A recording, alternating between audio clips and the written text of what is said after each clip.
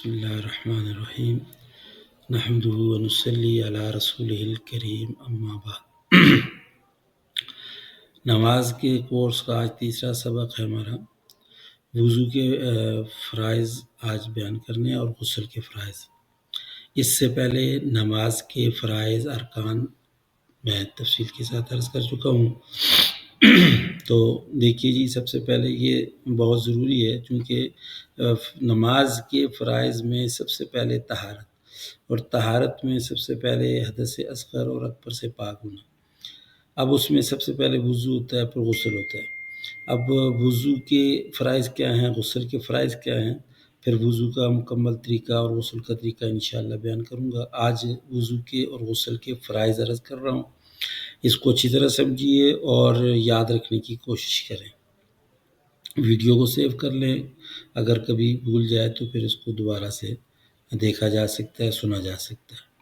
تو دیکھیے جی، سب سے پہلے وضو کے فرائض میں سب سے پہلے ہے مکمل چہرے کا دھونا، کان کی ایک لو سے دوسری لو تک، سر کے بالوں سے تھوڑی کے نیچے تک۔ یہ مکمل میں نے لکھ دیا ہے، یعنی یہاں سر کے یہ جو بال ہیں، پیشانی کے بال جو ہے، یہ پیشانی کے جو بال ہوتے ہیں، یہاں سے لے کے تھوڑی کے نیچے تک، یہاں تک حلق تک، اور یہاں کان کی یہ جو لو ہے، یہاں سے لے کے یہاں تک، یہ پورا مکمل چہرہ ہے۔ اور اس مکمل چہرے کو ایک دفعہ دھونا یہ فرض ہے۔ اگر بال برابر جگہ بھی خشک رہے گی تو وضو نہیں ہوگا۔ اس لیے چاہیے کہ جب ہم چہرے پر پانی مارتے ہیں تو اچھے طریقے سے یہ جو آنکھ کی یہ جو جگہ ہیں، ان جگہوں پہ، کان ناک کی اس جگہ پہ، اور یہ خاص طور پہ یہ جو جگہ ہیں کان کے قریب اس جگہوں پہ، اور یہ اچھی طریقے سے چہرے کو مل کر کے دھونا چاہیے تاکہ بال برابر کوئی جگہ خشک نہ رہے، ایک۔ اور دوسرا جو فرض ہے وہ ہے دونوں ہاتھوں کو کونیوں سمیت دھونا۔ یہ دونوں ہاتھ جو ہے، دایاں ہاتھ یہ کونی ہے، یہ کونی ہے، تو یہ دونوں ہاتھوں کو کونیوں سمیت، یہ جو کونی ہے، یہ جو کونی ہے، اس کونی سمیت دھونا۔ بعض لوگ اس کی احتیاط نہیں کرتے، خیال نہیں کرتے، وہ یوں پانی ڈالتے ہیں تو یہ جو کونی ہے یہ خشک رہ جاتی ہے۔ یہ یاد رکھیے گا کہ یہ کونی جو ہے یہ شامل ہے، اس کونی کو دھونا ضروری ہے، یہ فرض ہے۔ یہ اگر کونی خشک رہ گئی اور یہاں تک پانی پہنچا تو وضو نہیں ہوگا۔ کونیوں سمیت جو ہے دونوں بازوؤں کا دھونا یہ فرائض میں سے ہے، یہ فرض ہے۔ اب اس کے بعد تیسرا فرض ہے چوتھائی سر کا مسح کرنا۔ یہ مسح کرنا یہ فرض ہے۔ یہ سر کے جو ہے وہ چوتھائی حصہ، یعنی یہ جو ہاتھ ہے، یہ 4 ہاتھ کے برابر سر ہوتا ہے۔ یہ ایک ہاتھ ہو گیا، یہ 2 ہو گیا، یہ 3 ہو گیا، یہ 4۔ تو یہ ایک حصہ جو ہے نا، اس طریقے سے اگر ہم نے مسح کر دیا تو یہ فرض ادا ہو جائے گا۔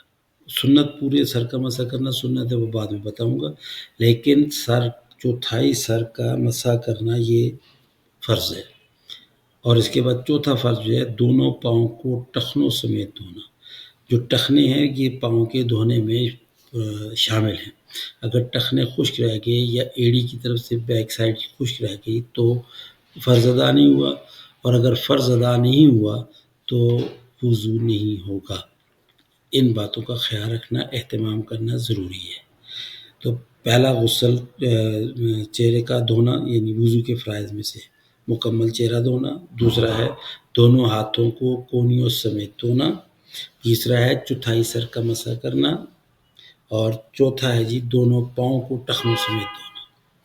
یہ 4 فرض ہیں، اور اس کے غسل کے 3 فرض ہیں۔ غسل کے 3 فرض، پہلا فرض ہے جی غرارہ کرنا، یعنی حلق تک پانی پہنچانا۔ یہ جو پانی منہ میں ڈال کر کے حلق تک غرارہ کرنا جو ہے یہ فرائض میں سے ہے۔ اگر صرف کلی کریں گے تو غسل نہیں ہوگا۔ اور دوسرا ہے ناک کی کچی ہڈی تک پانی پہنچانا۔ یہ جو ناک ہے، اس کی یہ جو کچی ہڈی ہے، پانی اس طریقے سے ڈالا جائے، تھوڑی سی سانس لی جائے تاکہ پانی یہاں ناک کی کچی ہڈی تک پہنچ جائے۔ اور تیسرا جو ہے پورے بدن پر اس طرح پانی بہانا کہ کوئی بال برابر جگہ خشک نہ رہے، یعنی سر سے لے کے پاؤں تک اچھے طریقے سے مل کے پورے جسم کو، اور اچھے طریقے سے پانی بہانا کہ کوئی جگہ بھی خشک نہ رہے۔ خاص کر سترگاہ کو اچھے طریقے سے مل دل کے، اور بغل کے نیچے سے ہاتھوں کو اچھے طریقے سے مارنا، سینے پر، اسی طرح سے کندھوں پر، پاؤں پر، گھٹنوں کی بیک سائڈ پہ، تو اچھے طریقے سے پورے بدن پر اس طرح سے پانی کا بہانا کہ بال برابر جگہ خشک نہ رہے۔ تو یہ ہیں جی غسل کے 3 فرائض۔ تو ان کو اچھی طریقے سے سمجھ لیجئے، یاد کر لیجئے۔ اللہ تعالیٰ عمل کی توفیق۔